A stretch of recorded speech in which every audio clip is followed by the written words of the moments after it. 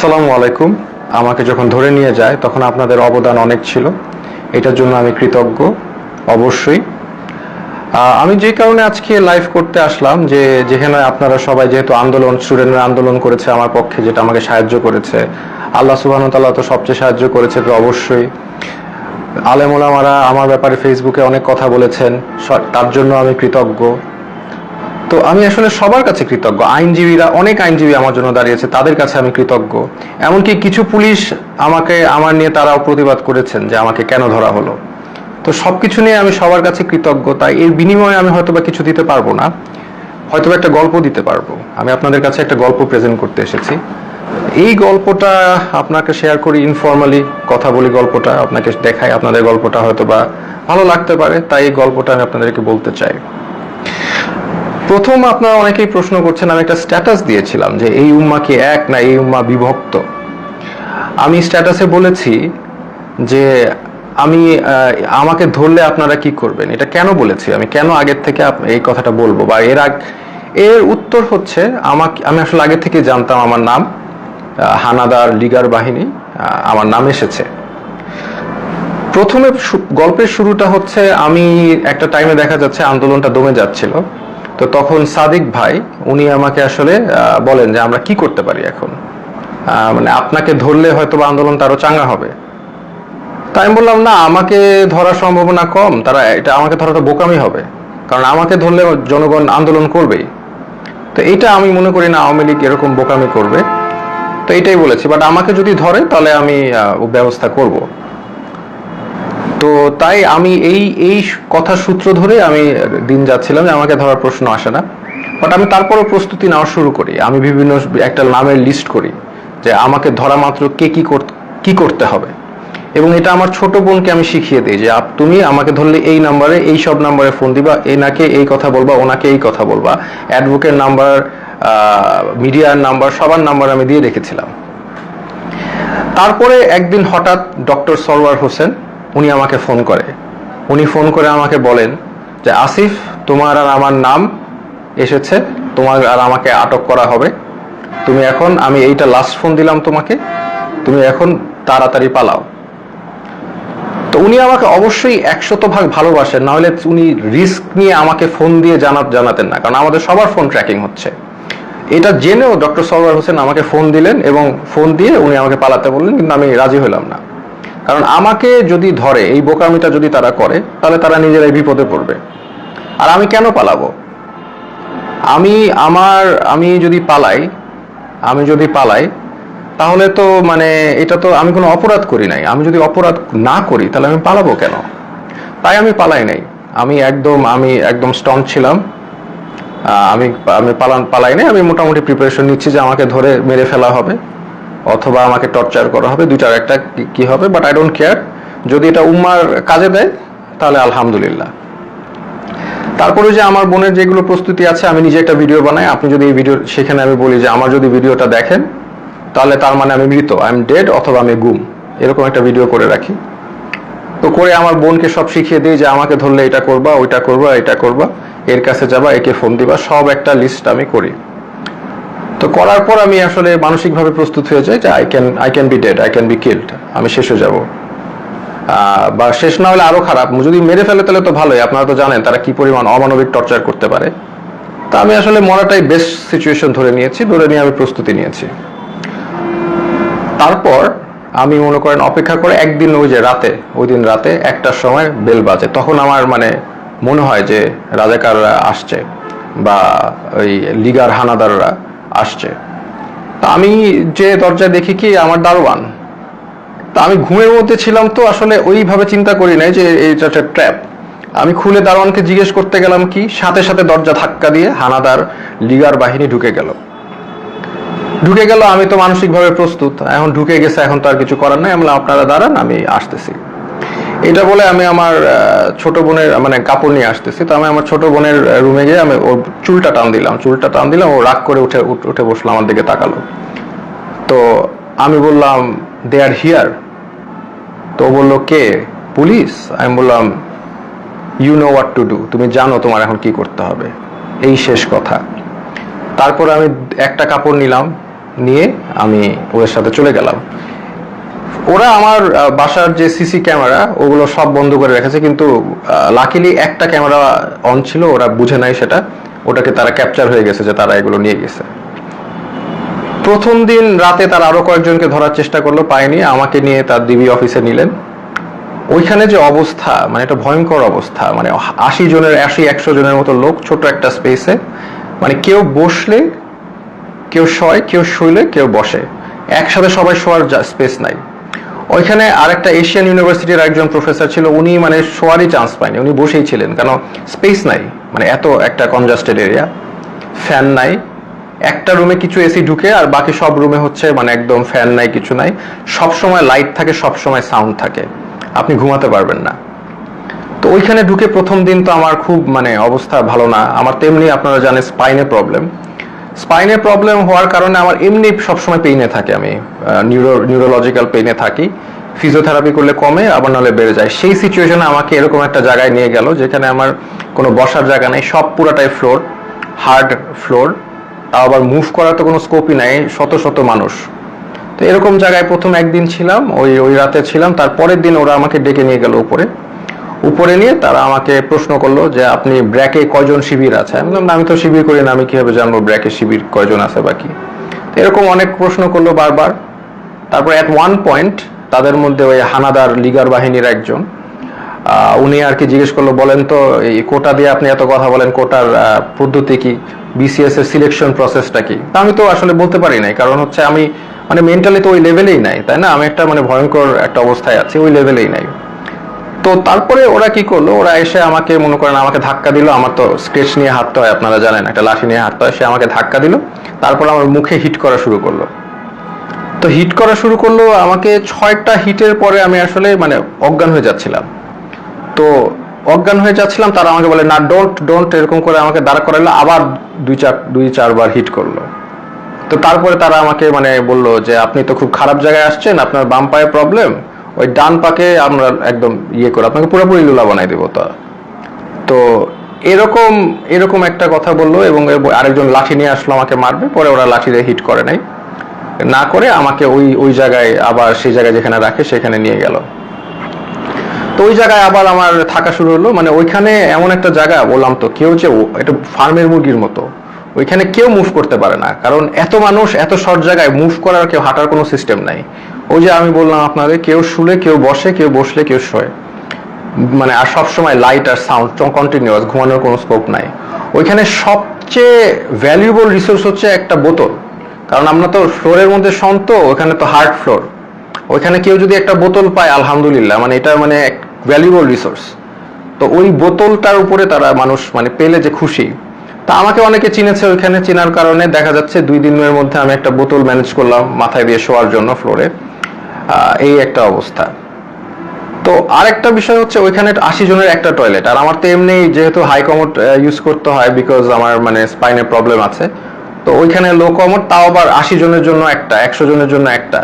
তো এত লোকের একটা কমোড তো বুঝতেই পারছেন কেউ ইউজ করতে পারে না ওইভাবে। সো আমি খাওয়া কমিয়ে দিলাম, because I have to go to the washroom, এটা তো যাওয়া যাবে না, আমি খুব কম খাওয়া শুরু করলাম যাতে টয়লেটে না যাওয়া লাগে। আর আরেকটা বিষয় হচ্ছে টয়লেটে ইউজ করে সাবানও তারা প্রোভাইড করে না কোনো রকম।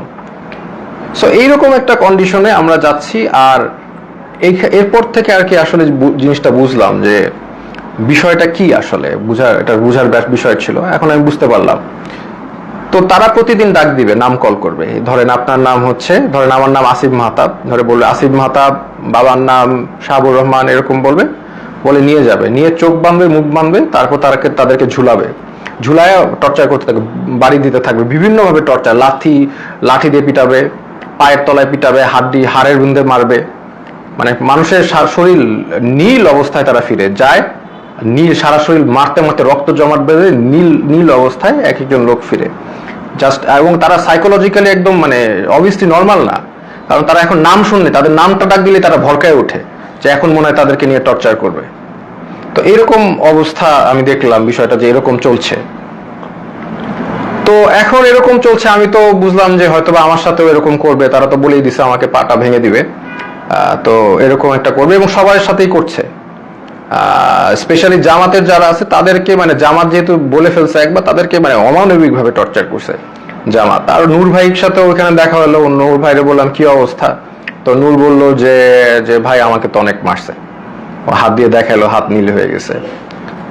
তো এই এই এই হচ্ছে সিচুয়েশনটা। আর ওখানে তো মানে আর সবসময় তো লাইট, বাইরে যে একটা আলো, বাইরে যে বৃষ্টি পড়তেছে নাকি এটা আমরা গেস করা শুরু করলাম যে বাইরে আদৌ বৃষ্টি পড়ছে কিনা, কারণ মোটা ওয়াল, কোনো উইন্ডো নাই, কোনো বাইরের কোনো আলো বাতাস তো আমি জানি নাকি, ভিতরের মধ্যে থাকি আমরা বদ্ধ ঘরে, শুধু আলো আর এই যে কনস্ট্যান্ট সাউন্ড, মানে এই একটা অবস্থা। তো এরকম যাচ্ছে, এরকম একটা অবস্থা যাচ্ছে। তো এখন দেখলাম অনেকে ভেঙে পড়তেছে। তো আমি আর কি আমি আমার মতো করে ইন্সপিরেশন দেওয়ার চেষ্টা করলাম যে আপনারা এইভাবে টর্চার হচ্ছেন, আপনি কি মনে করেন না আল্লাহ আপনাকে এটার জন্য রিওয়ার্ড দিবেন? আজকে আপনারা তো জানেন নবী করিম সাল্লাল্লাহু আলাইহি সাল্লাম বলেছেন যে আপনি যদি এইভাবে নির্যাতিত হন আপনার গুনাহ মাফ হচ্ছে, আপনাদের গুনাহ মাফ হচ্ছে। আপনার যদি গুনাহ এইখানে থাকার কারণে গুনাহ মাফ হয়ে জান্নাতুল ফেরদৌসে যেতে পারেন, এটা আপনার জন্য ভালো, নাকি এইখানে ভালো থাকলেন তারপর জাহান্নামে গেলেন, এটা ভালো? তো এইভাবে আমি সবাইকে একটু ইন্সপায়ার করার চেষ্টা করলাম, মোটিভেশন দেওয়ার চেষ্টা করলাম। আর আমার নিজের তো হেলথ কন্ডিশন ডিটোরিয়েট করতেছে প্রোগ্রেসিভলি, আর ওয়াশরুমের ইস্যুটা তো ছিলই। তো এইরকম একটা অবস্থায় সবাইকে মানে মোটিভেট করছি আমি। আর আমার নিজেরও তো ওই যে ফার্স্টের দিন যেভাবে আমার মুখে ফেসে হিট করেছে, এই পরে তো আমার একটা দিন জ্বরই ছিল, আমি শুয়েছিলাম। তো এই হচ্ছে আমাদের মানে সিচুয়েশন। আমি ওখানে একদিন শুয়েছিলাম, তারপরেও আমি সবাইকে মোটিভেশন দেওয়ার চেষ্টা করি। একটা ছেলে আসলো, সেই ছেলেটা কাঁদতে কাঁদতে শেষ, স্যার আমি তো কিচ্ছু করি না, আমি জাস্ট ইলেকট্রিক্যাল কাজ করি, আমাকে ধরে নিয়ে আসছে স্যার, আর ধরে নিয়ে আমাকে টর্চার করতেছে, কাঁদতে কাঁদতে শেষ। আমি বললাম কাঁদতেছো কেন, মানে তুমি পুরুষ মানুষ না, are you not a man, তুমি কাঁদবা কেন, টর্চার করলে করবে। বলে স্যার আমাকে স্বীকার করতে বলে, আমি খুন করেছি, এই করেছি, আমি তো করি নাই স্যার। বলে করবা না, স্বীকার করবা না, তোমার পাটা যদি কেটেও ফেলে তারপরেও তুমি স্বীকার করবা না, কেন করবা? যেটা সত্যি সেটা বলবা, তুমি করবা না স্বীকার, আমাকে মেরে ফেলবে। তো ওইখানে আবার একটা জিনিস বুঝলাম যে সবাই কান্নাকাটি করে যে তাদের একটু মানে জেলে কবে যাবে, মানে তাদের জেল হচ্ছে তাদের জন্য স্বর্গ। ওইখানে যেভাবে টর্চার করে, যে নাম ডাকবে, বাবার নাম ডাকবে, দ্যাট মিনস তাদেরকে টর্চার করা হবে। তা এই জন্য তারা যদি জেলে যেতে পারে, এটার জন্য তারা দোয়া করে আল্লাহর কাছে, আল্লাহ আমাদের যাতে জেলে দেয়। তো এরকম অবস্থা। আমাকে তারপরের দিন, আমি তো অলরেডি এর মধ্যে তো আমি আমার বোনকে বলে আসছি, তার মানে আমার যে ভিডিওটা ছিল যে আমি আমার ভিডিও দেখলে আমি মৃত, হ্যাঁ, তো এই ভিডিওটা আমি আশা করছি যে পোস্ট হয়ে যাবে। আমার বোনকে যেভাবে কাজ করতে বলেছি করবে, লয়াররা কাজ করবে। তো এইটা আমি আশাবাদী ছিলাম যে ইনশাল্লাহ সবাই যার যার অবস্থা থেকে কাজ করবে, স্টুডেন্ট আন্দোলন করবে, যে এগুলো করার পরে এবং জনগণ যখন এটার এগেনস্টে কথা বলবে, আরেকটা ইস্যু হয়ে যাচ্ছে, ফার্স্ট অফ অল আরেকটা নতুন ইস্যু হয়ে যাবে, যেটা দিয়ে আবার আন্দোলন শুরু হবে। এটা আমি জানতাম। আর এটার পরে আমাকে যদি আরো টর্চার করবে, কিন্তু এটা তাদের জন্য আরো খারাপ হবে। তো তারপরে আমাকে তারা ঠিকই গুম করা অবস্থায়, আর আমার বাবা মা যতটুকু জানলাম আমাকে গুম করে ফেলছে। তো এটা তারা বলছে, তারা স্বীকার করে না যে তারা নিয়ে আসছে। তো এই অবস্থায় তারা আমাকে কোর্টে চালান দিল। তো আমি চিন্তা করলাম যে কোর্টে যেহেতু যাচ্ছি, এখানে মিডিয়া পাইলে আমি আমার এক আঙ্গুল দেখাবো, শাহাদাত, এক উম্মা, আমরা এক উম্মা, হ্যাঁ, আমার গায়ে আমরা সবাই এক।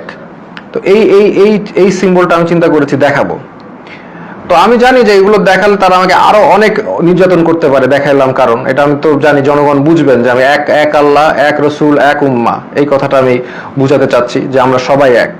আমার অত্যাচার যা হলে হবে, এই অত্যাচারের কারণে যদি আপনারা স্বাধীনতা পান, এই জুলুমের থেকে মাফ পান, তাহলে আলহামদুলিল্লাহ, নো প্রবলেম, আমাকে অত্যাচার করুক। তো আমি ডিসিশন নিয়ে নিলাম, এক দেখাবো।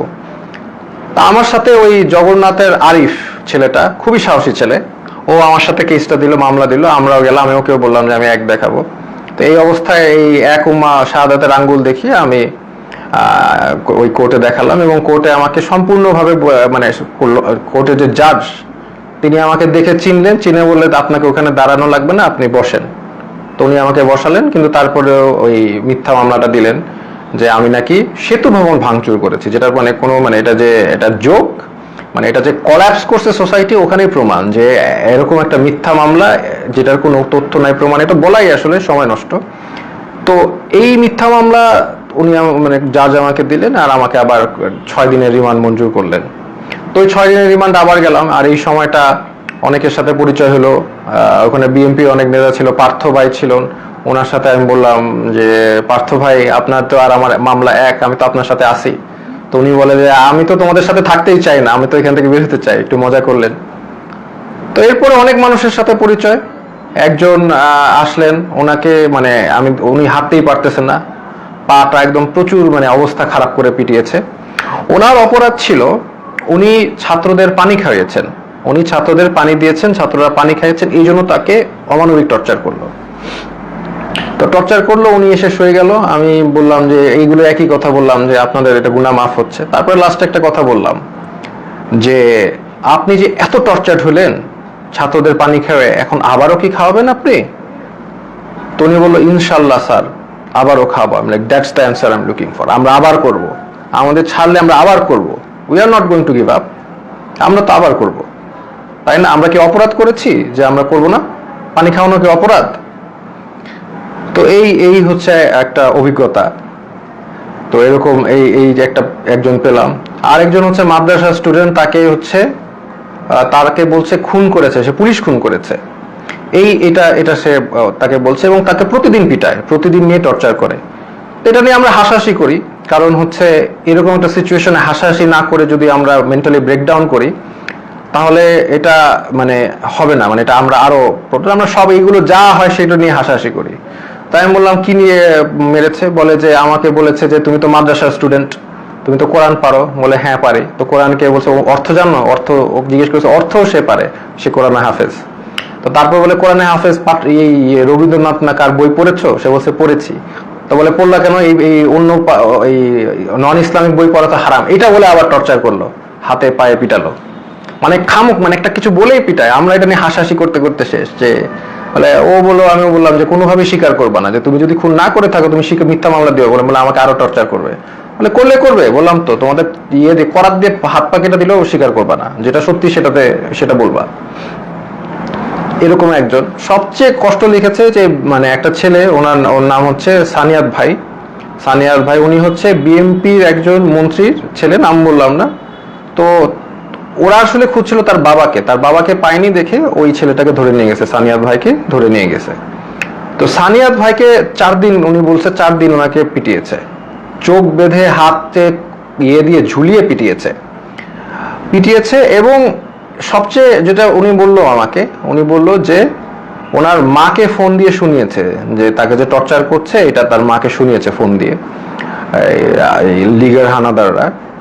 তো লিগার হানাদাররা মাকে শুনিয়েছে যাতে বাবা এসে তাকে দেয় এবং ছেড়ে নেয়। আর যেহেতু ওনার বাবা আসছিল না, বা ওরা অবশ্যই তারা তো জানিয়ে যায়নি কোথায় গেছে, তাকে অমানবিক টর্চার করেছে। সেই ছেলেটা এমনি আমার মতোই, তার স্পাইনে প্রবলেম আছে, আমার মতোই অসুস্থ, এবং তাকে টর্চার করেছে বিভিন্নভাবে, হাতে পায়ে ঝুলিয়ে পিটিয়েছে। তো সে কাঁদতো অনেক, আমি সান্ত্বনা দিতাম, আমরাও সব বিষয় নিয়ে মজা করতাম। তো এই রকম একটা অবস্থা ওইখানে, প্রতিদিন নাম ডাকতো, প্রতিদিন নিয়ে পিটাতো। এমন রাত যে কোনো সময় ডাকতে পারে, সকাল 12টায়, মানে 12টায় ডাকতে পারে, রাত 1টায়, এনি টাইম নাম আসতে পারে। নাম আসলে they will take you and torture you. তো আমাকে টর্চার ওই প্রথম দিন যে হিট করে যে আমাকে থ্রেট দিল, তারপরে আমাকে কোর্টে চালান দেওয়ার পরে আমাকে আর টর্চার করে নাই। বাট আমি বিভিন্ন সময় ইনফরমেশন পাচ্ছিলাম, যেমন একজন মানে আমাকে ধরে নিয়ে গেছে, একজন পিটিয়ে আনছে, সে আমাকে ইনফরমেশন দিল যে আমার ব্যাপারে বলেছে যে অনেক ডিবি নাকি বলছে যে এই লোকটাকে কেন ধরলো, এটা তো ঠিক হয় নাই। আবার আরেকজনকে ধরে পিটিয়ে এনেছে, সে বললো যে স্যার আপনার ব্যাপারে ডিবি কথা বলছিল যে আপনার ব্যাপারে 40 জন লয়ার দাঁড়িয়ে গেছে, এত সংখ্যক লয়ার তারা কখনো দেখে নাই, আপনি খুব ইন্টেলিজেন্ট মানুষ, এগুলো তারা বলছে। দেখা যাচ্ছে তাদের আমার প্রতি একটা রেসপেক্ট ছিল। ওই একদিন হিট করার পর তারা আমাকে হিট করে নাই, বাট দ্যাট ডাজন্ট ফরগিভ তারা অন্য যাদেরকে এইভাবে টর্চার করেছে। ফার্স্ট অফ অল, একটা পুলিশ একটা ডিটেইনিকে কখনো হিট করতে পারে না, that is a crime, that is criminal, they committed crime against humanity, তাই না? এটা ইন্টারন্যাশনাল, আন্তর্জাতিক ট্রাইব্যুনালে তাদের বিচার হওয়া উচিত। তারা যেভাবে মিথ্যা মামলা দিয়ে টর্চার করে মানুষকে, এটা তো কখনোই মানে ইটস নট অ্যাকসেপ্টেবল। তো এরকম দিন যায়, তখন হঠাৎ তাদের দেখলাম টোন একদম 180 চেঞ্জ হয়ে গেছে। তারা তখন মানে বিএনপি যারা লিডার আছে তাদেরকে একদম খাবার টাবার এনে দিচ্ছে, সবার সাথে ভালো বিহেভ, এরকম। তখন আমরা মোটামুটি আমরা বুঝতে পারলাম যে তারা আসলে বাইরে কিছু একটা হচ্ছে, সামথিং ইজ হ্যাপেনিং, কারণ আমরা তো কোনো ইনফরমেশন পাই না, সামথিং ইজ হ্যাপেনিং, আদারওয়াইজ তারা এরকম চেঞ্জ করবে না কেন? তারা ডেফিনেটলি তাদের বাইরে কিছু একটা হচ্ছে, এটা নিয়ে তারা তাদের টোন চেঞ্জ করে ফেলেছে। এবং তারপর থেকে দেখা যাচ্ছে তারা সবার সাথে মোটামুটি ভালো বিহেভ, এবং আস্তে আস্তে ছেড়ে দিচ্ছে। মাঝখানে কিছু স্টুডেন্টদের ধরে আনলো, ওই তারাও মানে অনেক কান্নাকাটি করে শেষ। এবং একটা ছেলে ছিল যাকে আমার মনে পড়ে, খুবই স্মার্ট ছেলে, আমিনুল।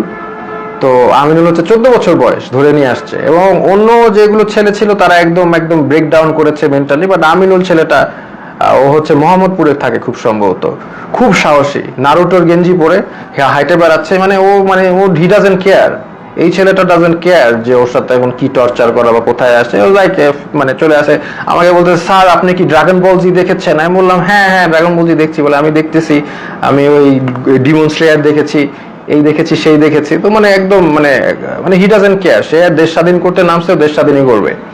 আমিনুল নামটা ছেলেটা, ওকে 14 বছর দেখে ওকেও ছেড়ে দিয়েছে। তো এইরকম আর কি ঘটনার বিষয়গুলো। তারপরে ওইটার পর থেকে আস্তে আস্তে অনেককে ছেড়ে দিয়েছে, এবার অনেকে ছাড়েনি, অনেকে তারপরেও টর্চার করেছে। তো এরকম আমরা এই অবস্থায় আমরা অনেকদিন পার করার পরে তারপরে আমাকে একদিন ডাকলো, ওরা ডেকে হঠাৎ করে আমাকে দেখলাম যে বসালো, যে স্যার আপনি মানে আপনি ভাই কি অবস্থা, আমরা তো জব করি, মানে যেই লোকটা আমাকে হিট করেছে এবং তারাই যে টিমটা আমাকে, তারাই আমাকে ডেকে দেখি কি মানে জামাই আদর সোজা কথা করছে। তো তখন আমি বুঝতে পারতেছি না মানে যে কি হচ্ছে। এখন হয়তো বা বুঝলাম যে সিচুয়েশন বাইরে পরিবর্তন হয়েছে, দেখি তারা আমাকে ভালোভাবে ট্রিট করছে। চা খাওয়ালো, বিস্কিট খাওয়ালো, ভালো ভালো বিস্কিট খাওয়ালো, মানে আপনি সোফায় বসেন, কমফোর্টেবলি বসেন, মানে এত রেসপেক্ট এরকম করছে। কেন আমি তো শিওর, আমি তো মনে করছি ট্র্যাপ। আমাকে খালি বলে যে এখন বাসা তো পুড়ে যাচ্ছে, এখন আমাদের কি করা উচিত, শেখ হাসিনার কি করা উচিত। এখন আপনারা তো অনেক টিচারও তো, আপনারা তো অনেকে ছাত্রদেরকে উস্কিয়ে দিয়েছেন এই সেই, মানে আমাদের তো এখন আগুন ধরছে বাসায়, আমাদের তো আগুন নিভানো উচিত। মানে আমি যেটা বুঝলাম উনি চাচ্ছিল যে আমি আসলে ছাত্রদেরকে ঠান্ডা করার জন্য কোনো বক্তব্য দেই। তা আমি এভাবে কোনোভাবে রাজি হই নাই, আমি তো হব না, আমি হব না। তো আমি বললাম যে না, একটা প্রধানমন্ত্রী কি সিদ্ধান্ত নিবে, আমি তো আসলে প্রধানমন্ত্রীর জায়গা থেকে, মানে উনি আমাকে প্রশ্ন করছে প্রধানমন্ত্রী এখন কি করলে ভালো হবে, এটা আপনি তো বলেন। আমি বললাম আমি কিভাবে জানবো প্রধানমন্ত্রী কি করলে ভালো হবে, আমি তো একজন শিক্ষক, আমি তো প্রধানমন্ত্রীর কাজ তো আমি বলতে পারবো না। উনি ওনার জায়গা থেকে ওনার যেটা ভালো মনে হবে উনি সেটাই করবে, ওনার এক্সপিরিয়েন্স আছে, সেই আছে সেই আছে। বলে না আপনি তো তাহলে ডিরেক্ট কথা বলছেন না, প্রবলেমেটিক কথা বলছেন, আপনার তো একটা ডিসিশন দিতে হবে। এটা একটা সিলি কথা না, আমার ডিসিশন কেন দিতে হবে, আমার ডিসিশন কেন দিতে হবে, ওনার ডিসিশন আমি কেন দিব। তো এইগুলো তো অবশ্য তখন বলি নাই, সিচুয়েশন তো বুঝতেই পারতেছেন। তো এরপরে এরপরে তারা আমাকে নিয়ে আসছে, তো নিয়ে এসে আবার ওখানে রেখে দিয়েছে। তারপরে আমাকে ওই ইয়েতে আমাকে আবার কোর্টে নিয়ে গেল এবং কোর্টে নিয়ে তারা আমাকে জেলে পাঠিয়ে দিল। তো জেল থেকে তারপরে আর কি 2-1টা দিন ইয়ে ছিল, আর তখনই আমি জেল থেকে আসলে খবরটা পাই, যে আমি পাই নাই, ওই আমার যে সানিয়াত ভাই উনি আমার সাথে ছিল, উনি বেসিক্যালি খবরটা পায়। খবরটা পাই দেখলাম উনি পড়ে কাঁদতে, মানে চোখ দিয়ে পানি পড়তেছে, কাঁদতেছে। তো উনি বললো কি হলো, তো ওখান থেকে বললো যে শেখ হাসিনা দেশ থেকে চলে গেছে। আমরা তো কেউ বিশ্বাস করি না, বললাম না এটা একটা কেন পসিবল না। তো তারপরে আরো রিলায়েবল সোর্স গুলো থেকে জানতে পারলাম যে শেখ হাসিনা ইনডিড দেশ থেকে পালিয়েছে এবং গণভবন ঘেরাও। আলহামদুলিল্লাহ, এই হচ্ছে ঘটনা। তো এইটার পরে দেখা যাচ্ছে যে আমাদের জেলে সব ছেড়ে দিয়েছে, তখন একটা মানে সবাইকে ছেড়ে দিয়েছে যা আছে, পলিটিক্যাল নন পলিটিক্যাল প্রবলেম ছিল। তখন জেলের যারা মানে গার্ড তাদেরকে দেখা যাচ্ছে একদল মানে ক্রিমিনালরা ওদেরকে মেরে ওরা আবার দেয়াল ভেঙে পালানোর চেষ্টা করছিল। তো উপর থেকে অনেকবার তাদেরকে ওয়ার্ন করা হচ্ছে যে এটা করো না করো না করো না। লাস্ট পর্যায়ে একটা গুলি একজনের গায়ে লাগে, একজন কয়েদের গায়ে লাগে, উনি হয়তো বা মারা যান, আমি জানি না, আমি জানলা দিয়ে দেখছিলাম। তারপর এটা সিচুয়েশন ঠান্ডা হয়, হেলিকপ্টার দিয়ে আর্মি এসে সবাইকে আবার তাদের সেলে ঢুকায়। তো এরপরে তো ঘটনা আপনি জানেনই যে আলটিমেটলি সবাই আমি বের হয়ে যাই, আমাকে বলে ছাত্রদেরকে ঠান্ডা করতে এই জেলের সামনে। আমি তো মানে আমি আমার মতো বলেছি, কিন্তু তার মানে যে এখন তারা যে ক্রাইম এগেইনস্ট হিউম্যানিটি করেছে এটা তো আর মানে ইয়ে করা যাবে না। অমানবিক টর্চার কত প্রকার ও কি কি সেটা আপনি ওই ডিবির ওইখানে গেলেই বুঝবেন আর কি, এই আর কি। তো এনিওয়েজ এইটাই হচ্ছে আজকে আমার ছোট গল্প। আমি আসলে যদি জাস্ট আর 5টা দিন বা 3টা দিন আগে বের হতে পারতাম তাহলে আপনাদের সাথে যোগ দিতাম ইনশাল্লাহ। ফিল্ডে হাঁটতে পারি না, বাট আমি তাও যোগ দিতাম। ইনফ্যাক্ট আমি আগেও ওই অবস্থায় আমি আপনাদের সাথে আন্দোলন করেছি রাস্তায়, তাও আমি যোগ দিতাম। এবং আমি যাক মানে আমি গণভবনের দিকে আগাতাম, মরলে মরছি, মৃত্যু সবারই হবে এটা তো আমি বলেছি, মৃত্যু হলে শহীদ, সমস্যা কি। তো এই জন্যই আমি আপনাদের সাথে দুঃখ প্রকাশ করছি যে আমি আসলে আপনাদের সাথে ওই মার্চে যোগ দিতে পারিনি। যদি একটু আগে বের হতে পারতাম তাহলে অবশ্যই যোগ দিতাম। শহীদদের প্রতি শ্রদ্ধা জানাচ্ছি। আমি এখানে আমার লাইফ শেষ করছি। এটাই আমার ছোট গল্প। খুব ডিফিকাল্ট টাইম চলে গেছে। কন্টিনিউয়াস নয়েজ, কন্টিনিউয়াস লাইট, শোয়ার জায়গা নাই, একসাথে মানে হাঁটার জায়গা নাই, এবং কন্টিনিউয়াস নাম কল, যে কোনো সময় নাম আসতে পারে। তবে ওই যে আরিফ ছেলেটাকে আমি অনেক শ্রদ্ধা করি, কারণ ও বলেছে আর কি, ও বলছে যে অন্য সমগ্নায়করা তো বলেছিল যে ওরা কথা বলে তারপরে বলেছে, তো বলছে আমিও তো বলে তাহলে বলে দিয়ে আমি তাহলে যাই। আমরা না, তুমি এখন কোনো না, কিছু মানুষের লক আপ থাকতে হবে, কিছু মানুষের বুঝতে হবে যে কিছু মানুষ এখনো ভিতরে আছে এবং মানে অন্যায় চলছে। তো এই জন্য আমি আর ওই জগন্নাথ ইউনিভার্সিটির খুব সম্ভবত আরিফ ছেলেটা মানে খুব সাহসী কথা দেখিয়েছে, এই জন্য আমি তাকে সম্পূর্ণ রেসপেক্ট করি। এইটাই আমি বলে শেষ করছি। আপনারা এই যে যারা নির্যাতিত হয়েছে, যাদেরকে টর্চার করেছে, যাদের এগেনস্টে ক্রাইম এগেনস্ট হিউম্যানিটি করা হয়েছে, তো তাদের বিচার আসলে চেতে হবে। আসলে এটা না, আমি বলতে কষ্ট হচ্ছে, কারণ নবী করিম সাল্লাল্লাহু আলাইহি ওয়াসাল্লাম যখন মক্কা বিজয় করেন তখন উনি কিন্তু 12 জন বাদে, 12 জন যুদ্ধাপরাধী বাদে সবাইকে ক্ষমা করেন।